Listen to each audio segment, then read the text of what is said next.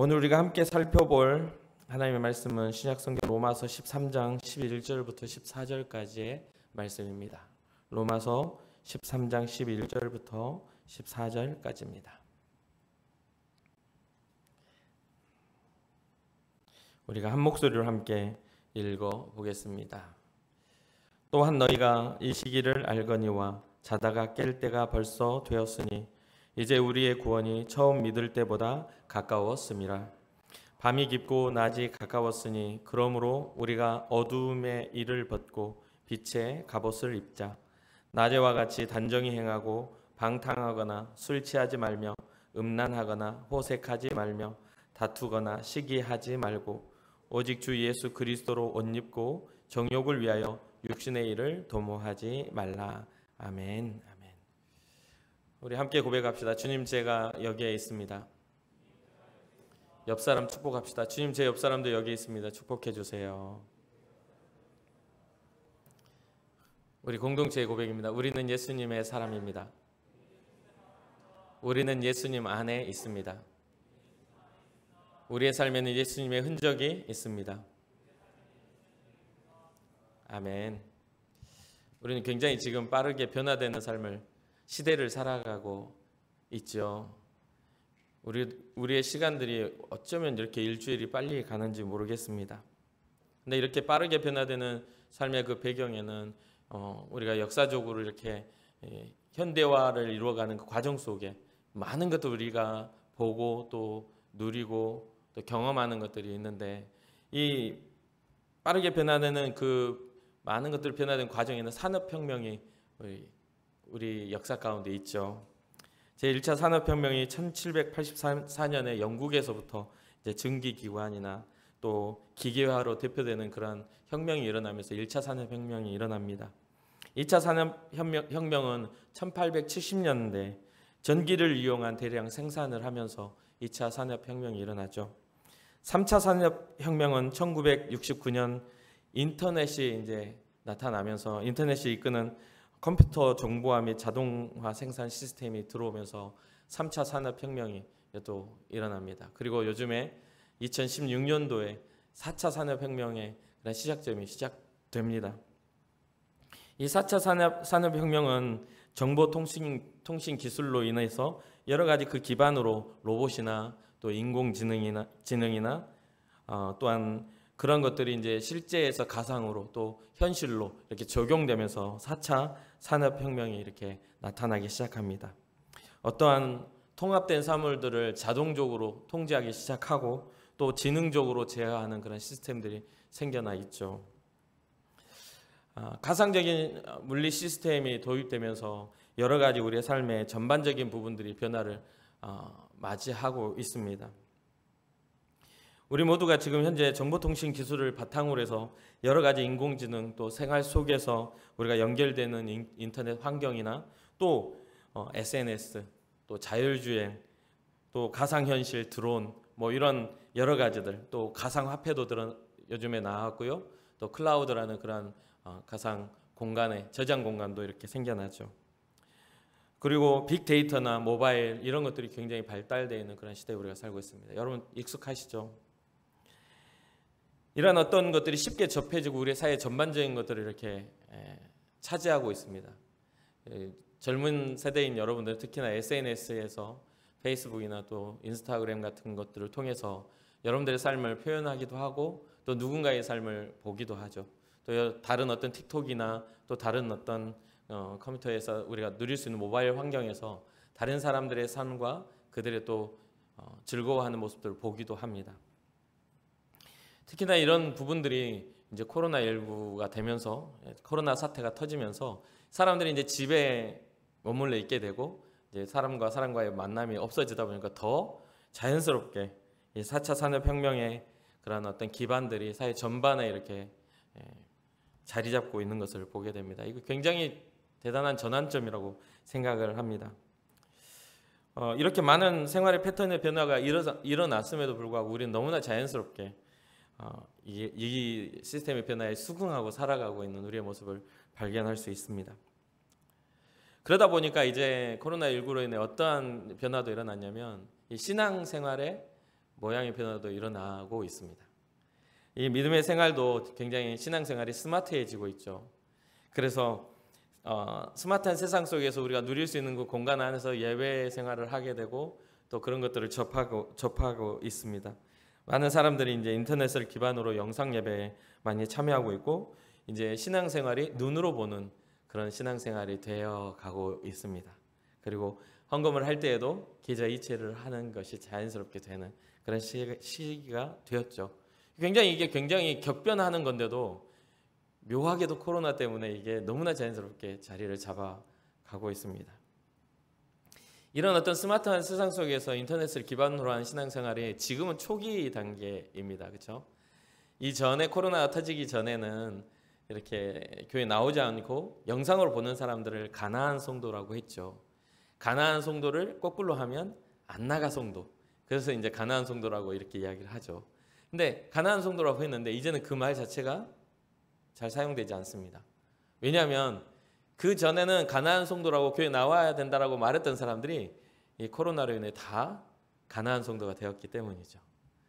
그리고 또 여기에 나와서 우리가 함께 예배하는 여러분도 지금의 이 상황들을 이해하기 때문에 다 수긍하고 받아들여 주고 있기 때문에 이제는 그게 너무나 자연스럽게 자리를 잡고 있습니다. 초기 형태의 이런 신앙생활이 지금 얼마 지나지 않았는데도 이렇게 자리를 잡아가는데 시간이 점점 진행되어 가고 여러분들과 저의 시간들이 한 10년이나 20년 뒤에도 과연 우리가 정말 하나님 앞에 신실하게 예배할 수 있는 그런 시간들이 있을까? 그때까지 우리가 믿음을 잘 지킬 수 있을까라는 고민도 또 해봅니다. 그런데 이런 변화와는 반대로 성경이 이야기하는 것들은 성경이 가르치면 우리의 믿음이 하나님을 향해 바라는 것들이 실상이 되고 또 보이지 않는 것들에 대한 증거를 얻는 것이다라고 성경은 이야기하고 있습니다. 요즘에는 그냥 눈으로 보고 그냥 손가락으로 탁탁탁 하면 헌금이 되는 시대다 보니까 그렇죠? 그렇게 가르쳐주고 있어요. 그리고 또 하나님의 나라에 대한 소망을 가지라라고 계속해서 성경은 이야기합니다. 근데 지금 현재 가상현실화되는 이 사회의 전반적인 그런 분위기 속에서 이제는 보이지 않는 그것을 우리는 하나님의 나라로 여기고 그것을 향해 우리가 나아가기를 바라는데 이제는 가상현실로 인해서 보이지 않는 것들이 보이지 않는 세계의 어떤 가상현실이 돼서 이제는 보이지 않는 것에도 우리가 들어가 볼 수 있는 그런 상황들이 되다 보니 그 이면에 더 깊고 더 높은 하나님의 세계가 이제 더 이상 보이지 않는 때가 오지 않을까 이런 생각을 좀 조심스럽게 해봅니다. 이제는 보이지 않는 것에 대한 기대가 하나님이 없어도 되는 것으로 충족되는 것이죠. 그리고 그거 하나님이 없어도 되는 그 나라 유토피아를 그러한 어떤 세계를 만들어가고 있는 것이 바로 오늘날의 지금 사회 전반적인 흐름입니다. 우리는 진짜 지금 영적인 큰 위기에 처해 있죠. 영적인 큰 위기에 처해 있어요. 왜냐하면 하나님 앞에서 누려야 할 큰 기쁨이 요즘의 젊음의 세대는 SNS나 또 누군가와의 소통하는 어떤 그런 영상으로 인하여 그 기쁨을 누리고 있다는 거예요.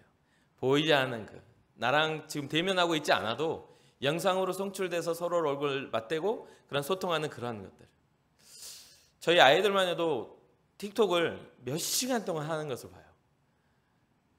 그걸 계속해서 그 짧은 그 영상을 계속 넘겨가면서 그걸 계속 보고 있죠. 여러분들은 좀 어떻습니까?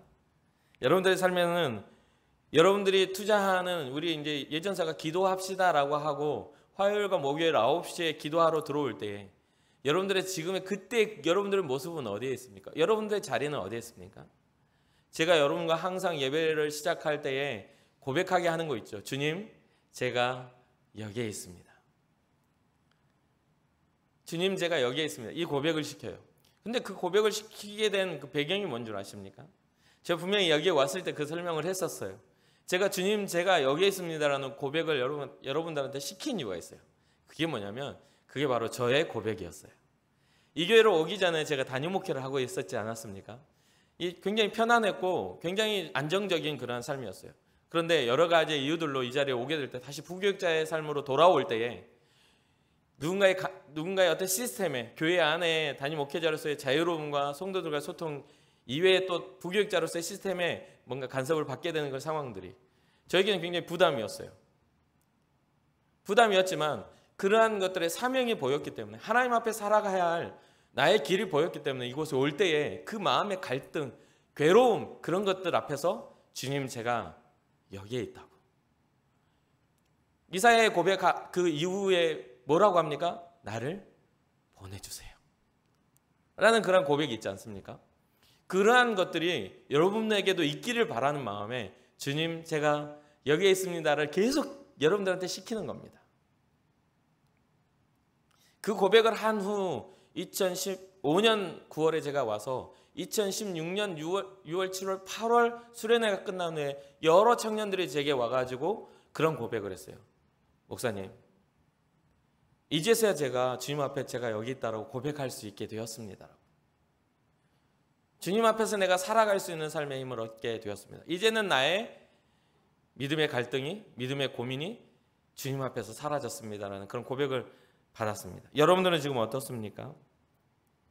지금 영적인 정말 큰 위기 가운데 기도하자라고 계속해서 말하는 그러한 삶 속에, 여러분들이 영상 매체나 여러 가지에 빠져 있을 때 누군가에게 강요받지 않아도, 누가 하라고 하지 않아도 여러분 찾아서 들어가서 보고 있지 않습니까? 그런데 이제는 기도하자, 하나님 앞에 말씀을 읽자, 주님의 진리를 탐구하자 해도 여러분들이 가만히 있다는 것은 이미 여러분들에게는 영적 위기가 왔다고 보아야 합니다. 성경이 말하는 신앙의 형태를 좀 주목해 봅시다. 함께 한번 읽어보겠습니다. 로마서 12장 1절과 2절입니다. 함께 읽어보겠습니다. 그러므로 형제들아, 내가 하나님의 모든 자비하심으로 너희를 권하노니 너희 몸을 하나님이 기뻐하시는 거룩한 산 제물로 드리라. 이는 너희가 드릴 영적 예배니라. 너희는 이 세대를 본받지 말고 오직 마음을 새롭게 함으로 변화를 받아 하나님의 선하시고 기뻐하시고 온전하신 뜻이 무엇인지 분별하도록 하라. 아멘. 어떤 신앙의 형태를 성경은 가르쳐주고 있습니까? 영적 예배는요, 우리의 몸으로 드리는 겁니다. 우리의 눈으로 드리는 게 아니라, 우리의 편안함과 우리의 어떤 생각으로 드리는 게 아니라, 하나님 앞에 나아가는 영적 예배는 몸으로 드리는 겁니다. 그렇기 때문에 교회가 필요해요. 성막을 짓고 이스라엘 백성들이 번제단에서 제물을 잡아서 번제단에 불사를 때에 그들의 어떤 행위가 하나님 앞에 믿음으로 드려졌던 거예요. 근데 그 행위의 이유가 변질됐기 때문에 그 행위가 인정받지 못한 것이죠. 하나님 앞에 신앙을 잃어버렸기 때문에 주님 앞에 드리는 게 인정받지 못했던 거예요. 행위가 잘못된 게 아니에요. 우리가 주님의 전에 나와 예배하는 것, 휘장을 가르시고 찢으시고 주님 앞에 직접 나아갈 수 있도록 우리의 죄를 용서하신 예수 그리스도의 십자가를 통하여 우리는 담대히 주님의 전에, 주님의 성전에 나아올 수 있었음을 잊지 말아야 됩니다. 진짜 영적 위기입니다. 여러 사람들 상처받을까 봐 이제 온라인 예배로 드리라고 어쩔 수 없는 상황은 있지요. 각자의 어떤 신앙적인 삶의 현장 속에서 어려움은 분명히 있어서 어쩔 수 없는 상황들은 배려를 고려하고 배려를 받아야 합니다. 그런데 그런 어떤 상황과 상관없이 편의 위주로 집에서 예배하고 있다? 여러분 잘 생각해 보셔야 돼요. 이제 인터넷으로 예배하시는 분들 잘 생각해 보셔야 돼요. 뭔가 음식을 사 먹을 때 식당에 가는 것들은 안 간다 하면서도 여러 번 가요. 커피를 사 먹는 것도 여러 번 해요. 뭔가 접촉하는 것들을 다 하고 있으면서 왜 예배하는 이때는 여러분들의 발걸음이 성전에 나오지 못하는가? 이건 영적 위기라고 저는 생각합니다.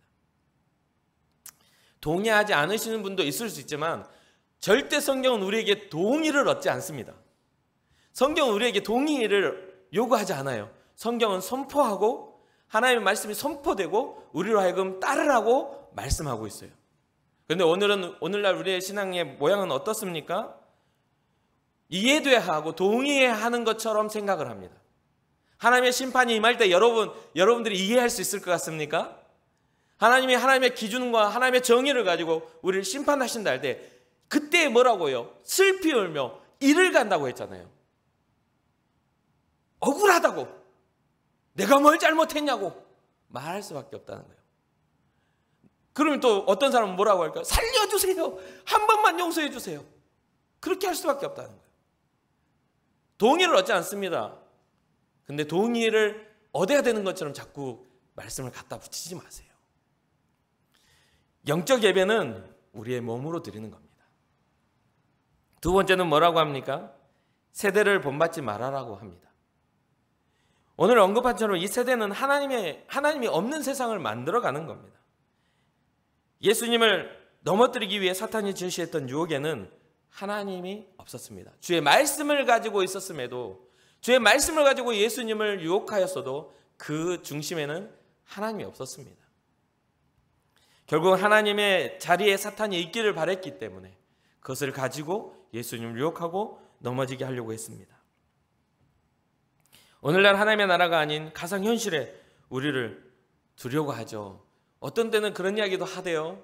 가상현실 교회를 만들어야 된다. 그러면 각자 가지고 있는 그곳에서 가상현실을 접속을 해서 그곳에서 예배하고 교회를 한다, 이렇게 이야기를 합니다. 뭔가 획기적이고 대단한 그런 모습 같아 보여요. 그런데요, 한번 상상을 해보십시오. 무엇 때문에 그 가상현실기를 끼고 예배를 해야 되는지를. 무엇 때문일까요? 무엇 때문일까요? 그러한 답은 여러분들이 내시기 바라요. 로마서는 주님 오신 후에 57년경에 쓰여졌습니다. 지금으로부터 약 2000년경이에요. 2021년 빼기 57 이렇게 하지 마시고 그냥 약 2000년경에 이 로마서가 쓰여졌어요. 근데 여기 모인 여러분 중에 그런 분들은 없으시겠지만 2000년 전에 쓰여진 이 성경을 어떻게 믿어? 라고 이렇게 말하는 사람도 혹시나 있지 않겠습니까? 그런데요, 이 시간적인 개념을 성경이 이야기하는데 어떻게 말씀하시는지는 좀 보면 좋을 것 같아요. 베드로후서 3장 8절에 보면 이런 기록을 합니다. 사랑하는 자들아, 주께는 하루가 1000년 같고 1000년이 하루 같다는 이 한 가지를 잊지 말라. 성경이 말하는 시간은요, 2000년이라는 시간이 이틀밖에 안 걸려요. 하루라는 이 시간이 2000년처럼이에요. 그러니까 이게 시간적인 개념이 우리랑은 너무 다르다는 거죠. 하나님이 우리를 바라보시는 개념은 전혀 달라요. 그렇기 때문에 2000년 전에 쓰여진 말씀이라 할지라도 여전히 동일하신 하나님의 말씀은, 그 말씀은 우리에게 역사하시고 살아계시다는 것을 잊지 말아야 된다는 겁니다. 이 성령의 감동으로 쓰여진 이 로마서, 여전히 우리에게 강력한 영적인 메시지를 가르쳐주고 있음을 우리는 기억해야 합니다. 그리고 오늘 본문이 말하는 가까워진 때를 위한 우리의 모습은 어때야 하는가? 이제 구원의 때가 가까이 왔으니 이제 가까워졌어요. 구원의 때가 거의 다 가왔어요. 근데 2000년 전에 쓰여진 이 말에 구원의 때가 가까워졌대.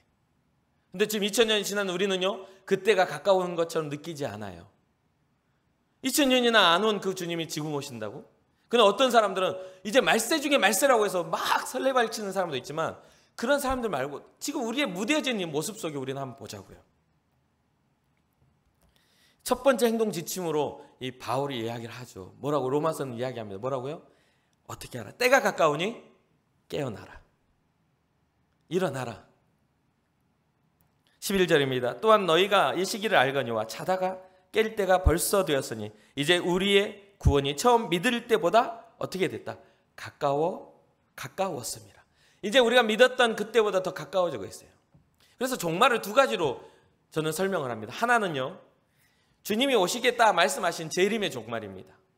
주님이 오시겠다 하신 일은 분명히 이루어지는 일임을 여러분 믿으시길 주님의 이름 축복합니다. 주님이 다시 오시겠다는 이 말은 분명히 이루어집니다. 이게 첫 번째 재림의 종말입니다. 그러면요, 두 번째 종말은 뭐죠? 우리의 수명과 우리의 삶이 다하여 오늘 밤이든 10년 뒤든 20년 뒤든 우리의 주어진 생명이 다 주님 앞에 서는 종말입니다. 그때는 더 이상 우리가 이 땅에서 무언가를 이루어가고 하나님 앞에 영광을 돌릴 만한 일들을 더 이상 할 수가 없습니다. 우리가 살아갔던 삶의 모양대로 심판받고 또한 상급을 받게 되겠죠. 이 두 가지의 종말이 있어요. 우리는요, 하루하루를 살아갈 때마다 주님께 점점 더 가까워 갑니다. 우리를 향하신 하나님의 구원의 일들이 점점 가까워지고 있다는 경고의 메시지와 함께 영적인 잠에서 깨어나라고 이야기합니다. 에베소서 6장 18절에 보면 모든 기도와 간구를 하되 항상 성령 안에서 기도하고 이를 위하여 깨어 구하기를 항상 힘쓰고 여러 성도를 위하여 구하라. 여기서도 깨어 구하라고 이야기를 하죠. 깨어 구한다는 것은 단순한 잠을 자고 있다가 흔들어서 야 일어나 하고 육체적인 잠의 깨어남이 아닙니다. 성경이 말하고 있는 이 깨어남은 영적인 잠에서 이제 일어나 하나님의 영광 가운데 여러분들의 삶을 드러내야 한다는 것을 말하고 있습니다. 사랑하는 청년 여러분, 영적인 잠에서 이제는 일어나십시오. 이제는 깨어서 어떻게 해야 합니까? 기도해야 하고 간구해야 합니다. 이제는 깨어서 성령 안에서 기도해야 합니다. 이제는 깨어서 날마다 여러분들이 나아가야 할 방향들을 구해야만 합니다. 여러분들 소견대로 살아가는 것은 절대로 어리석은 일입니다. 이제는 주님의 뜻을 구하고 깨어나야 합니다. 두 번째 행동 지침을 말합니다. 뭐라고 하죠? 어둠의 행실을 벗어버리고 빛의 갑옷을 입으라. 어둠의 행실을 벗고 빛의 갑옷을 입으라고 말합니다. 영적인 잠에서 깨어난 우리는요, 마땅히 하나님 없이 행하여 왔던 일들을 벗어버려야 돼요. 이제는 그것을 다 정리를 해야 합니다. 하나님의 말씀대로 하나님의 뜻대로 살지 못했던 지난날의 일들을 다 청산해야 하는 것이죠. 예수님이 가르쳐 주시고자 했던 복음의 핵심이 무엇입니까? 회개하라, 천국이 가까이 왔느니라. 주님이 오셔서 첫 번째 복음을 전하실 때 회개하라, 천국이 가까이 왔다라는 그런 복음의 선포를 하시죠. 이게 복음의 시작입니다. 하나님의 나라를 믿고 회개하며 돌이키는 것, 또 그 돌이켜 하나님께로 다시 나아오는 것, 이것이 바로 주님이 말씀하시는 회개입니다. 그리고 그 회개와 더불어 뭐를 이루어야 합니까? 바로 빛의 갑옷을 입으라고 오늘 말씀하시죠. 이 빛의 갑옷을 입는 이 무장에 대해서는 우리가 잘 알다시피 에베소서 6장에 하나님의 전신갑주로 이렇게 표현이 됩니다. 에베소서 6장 14절부터 17절을 보면 첫 번째는 진리로 너희의 허리에 띠를 띠고 의로 호심경, 심장을 보호하는 호심경을 붙이고 또 평안의 복음으로 준비한 것으로 신을 신고 또 믿음의 방패를 들고 또한 구원의 투구와 성령의 검, 곧 하나님의 말씀을 가지고 하나님의 전신갑주를 무장하라고 말합니다. 이제는 어둠의 일들을 벗어버리고 이런 하나님의 전신갑주를 우리가 입지 않으면 능히 악한 자의 불화살이 날아와서 우리를 죽이려 할 때 이겨낼 힘이 없습니다. 그것을 감당할 힘이 없습니다. 여러분, 우리가 힘이 세다고 우리가 뭔가 똑똑하다고 마귀를 이길 수 있습니까? 절대로 못 이깁니다. 아니, 하다못해 내 안에서 일어나는 나의 작은 욕심도 이기지 못하는 게 사람입니다. 그래서 제가 가끔 이야기하죠. 가장 속이기 쉬운 사람이 어떤 사람이냐면 바로 자신입니다. 여러분들의 삶에 있어서 모든 거짓말은 여러분들의 양심을 속이는 거기 때문에요. 가장 속이기가 쉽습니다. 가장 합리화시키기가 쉽습니다. 남은 이렇게 하니까 막 설득해 하지만 나 자신은요, 마음만 조금만 돌이키면 쉽게 속일 수가 있는 게 사람입니다. 그렇기 때문에 우리의 모든 것들을 주의 말씀으로 무장시키지 않으면 우리 스스로가 무너질 수밖에 없다는 것을 잊지 말아야 됩니다. 그러면서 세 번째 행동 지침으로 13절에 이렇게 말합니다. 낮에와 같이 단정히 행하라. 밝은 날과 같이 단정히 해라. 이때 당시에 문화적인 배경은 굉장히 육체적이고 굉장히 쾌락적이고 로마의 어떤 그러한 역사를 보면 쾌락적이고 굉장히 자극적인 그러한 시대이지 않습니까? 그리고 반문화가 발달했고 또 신전문화, 또 그 신전문화 안이 성적으로 타락한 그런 문화들이 발달되어 있던 시대예요. 그렇기 때문에 아주 밝히 보여져서 정직하게 행하는 것들에 대해서 이 말하고 있는 겁니다. 낮과 같이 부끄러운 어두움에 부끄러운 일을 하지 말고 낮과 같이 단정히 행하라. 뭔가 너희의 몸과 너희의 모든 것을 정결하게 행하라. 이렇게 말하고 있는 것이죠. 이 단정하면은 뭐가 배제가 됩니까? 바로 방탕하거나 술 취한 일을 배제해야만 단정히 행할 수가 있다고 말합니다. 우리는 술 취함보다 성령의 충만함을 받아야 될 사람들이에요. 그런데 우리는요, 방탕함에 더 가깝고 술 취함에 더 가깝습니다. 성령의 충만함에는 우리는 가깝지 않는 모습들을 종종 보게 돼요. 사랑하는 청년 여러분, 우리는요, 성령의 충만함에도 가까워진 사람이 되어야 할 줄 믿습니다. 그러면서 또한 이 단정함에는요, 음란함과 호색을 버리라고 말합니다. 성적인 음란함, 하나님 기뻐하시지 않는 그러한 무너짐들에 대해서 너희는 거절하라고 이야기하고 있는 것이죠. 하나님이 우리에게 원하시는 건 무엇입니까? 바로 하나님을 닮은 거룩함이죠. 거룩함을 원하시는데 이러한 술 취함과 방탕함과 음란함과 호색함은 이 거룩함을 무너뜨리고 맙니다. 하나님의 거룩한 성전이 되어야 할 우리의 몸을 굉장히 더럽게 하게 만들죠. 데살로니가전서 4장 3절을 보면 이렇게 기록합니다. 하나님의 뜻은 이것이니 너희의 거룩함이라 곧 음란을 버리고. 음란함을 버리라고 이야기해요. 하나님의 뜻은 거룩함이에요. 음란함을 버리라고 이야기하고 있어요. 오늘날 우리는요, 그러한 것들에 노출되어 있지 않습니까? 그렇기 때문에 우리는 구별하고 우리의 마음 속에서부터 그러한 것들을 거절할 수 있는 그런 믿음이 있어야 될 줄 믿습니다. 우리 안에서 끝없이 일어나는 또 다툼과 시기의 마음도 우리는 버려야만 단정한 삶을 살 수가 있습니다. 오늘날 여러분도 저도 잘 알다시피 뉴스를 보면 자주 나오잖아요. 이유 없는 분노, 누군가 앞에서 자기 자신을 자해하면서 협박하는 사람들, 또 그 사람을 해하면서 협박하는 사람들, 요즘에는 스스로를 살해하는 일들이, 자살은요 자기 자신을 죽이는 일입니다. 자기 자신을 살해하는 일이에요. 근데 그러한 일들이 너무나 흔하게 이렇게 나오고 있는 것을 보게 되는데요, 이 마음 안에는 다 이 격한 마음, 이 마음 속에는 다 불행한 생각들, 이런 것들이 자리 잡고 있기 때문에 이런 분들은 어려움들이 일어나고 있는 것이죠. 종종 기독교인으로서도요, 하나님의 뜻과 하나님의 섭리를 기다리고 기도하고 견디고 참는 일에 성령의 9가지 열매 안에 들어있지 않은, 물론 더 다양하게 열매는 맺어질 수 있어요. 선한 열매들로 맺어질 수 있지만 종종 막 싸워가지고 이기지 않는 그러한 경우들을 보게 됩니다.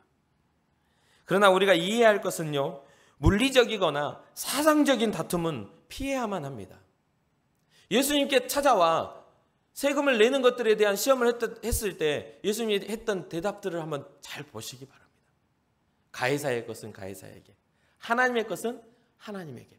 다툼은 피해야 합니다. 그런데 오늘날 종종 그런 싸움과 그런 투쟁과 그런 우리의 권리를 회복하는 것이 신앙인 것처럼 이야기하는 경우들이 종종 생겨나지만, 예수 그리스도의 십자가를 이해한다면 주님의 죽으심이 그런 투쟁이었습니까? 아니에요. 주님의 십자가는 선포입니다. 영적 승리입니다. 우리의 죄를 짊어지고 죽기까지 사랑하신 사랑이에요. 그것을 우리는 닮아가야 될 줄 믿습니다. 네 번째 행동 지침으로 본문은 이야기하죠. 그리스도로 옷 입자. 그리스도로 옷 입기 위해서는 어떻게 해야 합니까? 갈라디아서 3장 27절을 보니까 누구든지 그리스도와 합하기 위하여 세례를 받는 자는 그리스도로 옷 입었느니라. 그리스도로 옷 입기 위해서는요, 주님 앞에서 연합의 세례를 받으라고 이야기를 합니다. 그리스도와 합하기 위하여 세례를 받는 자들. 이 세례의 의미에는 세 가지가 있죠. 하나는 죄 씻음, 육체에 우리의 죄를 씻어주는 것, 그렇죠? 두 번째는 뭡니까? 성령의 세례, 우리의 영의 깨끗함을 잃게 하시는 성령의 세례를 통하여 우리가 하나님의 자녀로서 인치심을 받는 것을 의미합니다. 그럼 마지막 세 번째는 뭡니까? 우리의 육체의 죄 씻음을 용서를 받고 우리의 영으로 충만해진 다음에 하나님의 교회와 연합을 의미합니다. 세례를 받는 순간 전 세계 어느 곳의 교회와 우리는 연합됩니다. 그리스도와 연합을 의미해요. 그리스도의 몸된 교회의 지체로서 그러한 일들이 일어나요. 여기에 그러니까 이 말씀을 이해하시기 바랍니다. 누구든지 그리스도와 합하기 위하여 세례를 받는 자는 그리스도로 옷 입었느니라. 사랑하는 청년 여러분, 여러분들의 삶이 주님과 연합하는 그런 놀라운 은혜가 있기를 주님의 이름으로 축복합니다. 주님의 구원이 가까워진 이때에 우리는 이것을 기억하며 스스로 돌아보고 정말 내가 예수 그리스도 안에서 내 자신이 발견되는지, 주님과 연합되었는지 이것을 꼭 점검해 보시기를 주님의 이름으로 축원합니다. 다섯 번째는 마지막이죠. 다섯 번째 행동 지침으로 말씀하고 계시는 건 뭐냐면 정욕을 위한 육신의 일을 하지 말라. 정욕을 위하여 육신의 일을 하지 말라. 우리는 그리스도로 옷 입고요, 주님과 연합한 사람들이에요. 그렇죠? 우리는 주님으로, 예수 그리스도로 우리의 삶이 감싸져 있고 주님과 연합되어 있는 사람들이에요. 그래서 예수님의 사람들입니다. 그렇게 우리는 정욕과 탐심을 십자가에 못 박아야 된다라고 성경은 기록해요. 갈라디아서 5장 24절에 정욕과 탐심을 십자가에 못 박아라. 그래서 세상으로부터 오는 것들 중에 하나님의 뜻을 따르지 못하게 하는 것들을 우리는 버려야 합니다.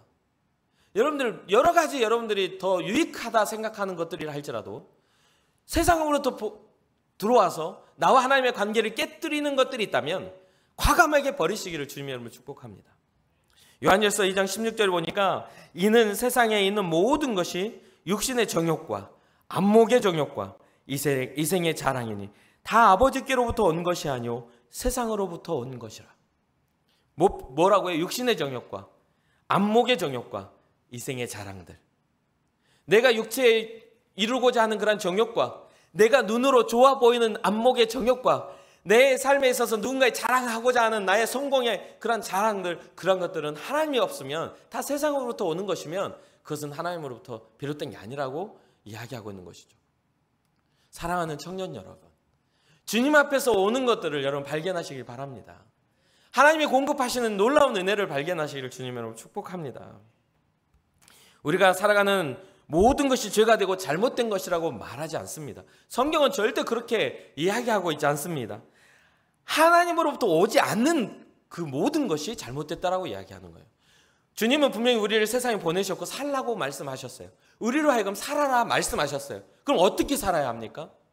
어떻게 살아야 돼요? 우리는 세상에 들어갈 수밖에 없는데, 우리는 세상 속에 살 수밖에 없는 존재인데 죽어야만 주님 앞에 가고 모든 게 이루어지는데 어떻게 그럼 죽으란 이야기인가요? 이렇게 오해하지 마세요. 우리가 살아야 할 것은 바로 주님과 함께 사는 것입니다. 내가 그리스도와 함께 십자가에 못 박혔나니 이젠 내가 사는 것이 아니라 내 안에 그리스도께서 사신 것이라. 우리가 육체 가운데 사는 것은 우리를 사랑하셔서 우리를 위하여 십자가를 지신 하나님의 아들을 믿는 믿음 안에서 우리가 살아가는 것입니다. 이것을 우리가 깨닫지 못한다면 우리는 지금 영적 위기에 처해 있습니다. 사랑하는 청년 여러분, 오늘날 우리는 진짜 중요한 영적 기준을 세워야 할 시대에 살고 있습니다. 무엇이 옳고 무엇이 그른지가 굉장히 헷갈린 시대에 우리는 살고 있습니다. 하지만 분명한 것은 우리는 연약하고 흔들리고 우리의 삶의 기준들은 날마다 변경되고 바뀌지만 우리 하나님의 말씀은 영원하시다는 겁니다. 이것을 믿으시길 주님의 이름으로 축복합니다. 우리 하나님의 말씀을 붙잡았을 때에 우리는 든든히 세워질 수가 있어요. 오늘날 한국교회 위기하지만 한국교회가 뭐를 잘 못하고 한국교회가 어떤 목회자의 타락이네, 한국교회가 세상을 향해 구제하지 않고 한국교회가 사랑하지 않고 이런 여러 가지 일들이 있을 수 있어요. 그런 것들 분명히 위기이기도 하겠죠. 그러나 진짜 우리 한국교회 위기는 뭔 줄 아십니까? 저는 유혹받고 있다라는 것입니다. 그렇게 생각을 해요. 한국교회가 지금 하나님의 말씀과 세상의 지식 그 사이에서 왔다리 갔다리 하고 있는 그것이 가장 큰 위기입니다. 주의 말씀이 생명과 같아야 되는데 이것을 지키기 위하여 생명을 다해야 되는데 우리의 몸과 우리의 영과 우리의 생각과 모든 걸 다해 주의 말씀을 지켜야 하는데 계속 저울질하고 있는 우리의 모습들, 그것이 바로 큰 위기입니다. 무조건 죽이겠다 협박하는 협박만 위협이 아닙니다. 사실은 진짜 위협은요, 정말 조용하게 들어와서 미혹하고 유혹하고 어느새 우리도 모르는 사이에 우리를 무너뜨려 버리는 게 가장 큰 위협입니다. 어느새 뒤를 돌아보니 내 인생이 불행해져 있는 모습들이 위협 아닙니까? 스며들어 우리가 알지도 못한 사이에 하나님의 놀라운 은혜를 잃어버리는 것들, 이런 것들을 참 조심하시기를 주님의 이름으로 축복합니다. 어떤 목사님이 자신이 쓴 칼럼에서 한국 교회의 적을 세 가지로 언급합니다. 세 가지로 언급해요. 첫 번째는 번영신앙. 번영신앙이라고 들어보셨죠? 번영신학이라고도 하죠. 미신적인 관점의 신앙, 즉 지성이면 간천이라는 그런, 내가 이 정도 하고 이렇게 노력했는데 하나님이 주시지. 그래서 우리가 어떤 뭔가를 막 노력하면서 주님의 어떤 그런 노력에 대한 대가로 주시는 것처럼 하는 번영신학. 두 번째는 세속신앙. 신앙 자체가 성공의 척도, 신앙생활 잘하면 성공한다. 세속신앙이에요. 그렇게 생각을 하는 거죠. 마지막 세 번째는 형식주의 신앙입니다. 본질을 잃어버리고 하나님 앞에 나와 예배하는 그 본질, 하나님을 사랑하는 마음을 잃어버리는 신앙자들이 교회를 나와 앉아있는 것들. 이게 한국교회의 가장 정말 조심해야 할 세 가지라고 이야기합니다. 사랑하는 청년 여러분, 여러분들은 어떻습니까? 어쩌면 여러분들 마음속에 이보다 더 많은 것들을 나누고 이것보다 더 위협도 있어요, 이것보다 더 문제 있는 것도 있습니다라고 말할 수 있겠지만, 그러나 우리가 잘 알다시피 여러 가지 유혹이 있고 여러 가지 미혹이 있지만 그것을 이겨내는 방법은 아주 간단합니다. 위조지폐를 찾는 것과 같아요. 진품을 알면 위조는 드러납니다. 사랑하는 청년 여러분, 여러분들의 삶에 예수 그리스도를 진정으로 알아서 세상을 판단할 수 있는 은혜가 있기를 주님의 이름으로 축복합니다. 대충 알고 대충 듣고 어설프게 알아가지고 막 판단하고 있지 마세요. 괜히 대충 아는 지식 가지고 여러분들의 삶의 현장에서 누가 무슨 이야기를 하면 그러게 교회가 그러더라고, 이런 이따위 이야기 하지 마세요. 주님의 십자가가 그 정도 아닙니다. 여러분들의 알량한 지식 속에 주님의 십자가의 희생이 있는 게 아니에요. 진짜 그 십자가는 가치 있고 값 있고 놀라운 은혜예요. 그러니까 제발 부탁인데 은혜를 체험하지 못하고 앉아가지고 논쟁하지 마세요. 논쟁하지 마세요. 그 논쟁으로 인해 그 영혼 죽어요. 아니, 그 논쟁으로 인해 여러분 자신이 죽어요. 여러분 스스로도 혼란스럽고 헷갈리게 됩니다. 그렇기 때문에 이제는 더 집중해서 주님을 알기 위해서 힘써야 됩니다. 오직 예수 그리스도만 진리라고, 오직 예수 그리스도만 나의 생명이라고, 오직 예수 그리스도만 내가 나가야 할 방향이라고 그렇게 말할 수 있는 여러분과 제가 되기를 주님의 이름으로 축복합니다. 끝으로 급변하고 혼란스러운 지금 우리는요, 믿음의 작정이 필요한 때죠. 이 5가지의 행동 지침이 있지만 우리는 먼저 주의 말씀대로 살겠다는 믿음의 작정이 꼭 필요합니다. 어떤 상황이라도 우리는 주님을 바라보겠습니다라는 믿음의 작정이 필요합니다. 주님, 우리는 주님만 바라보기를 작정합니다. 주님, 우리는 주님과 동행하기를 작정합니다.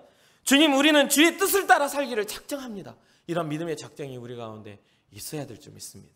이런 작정이 일어나면 여러분 당연하게 우리의 행동 지침 또한 성령께서 가르쳐 주시고 주의 말씀을 통해 깨닫게 하셔서 주의 말씀 따라 살 수 있게 하시는 은혜가 있을 줄 믿습니다.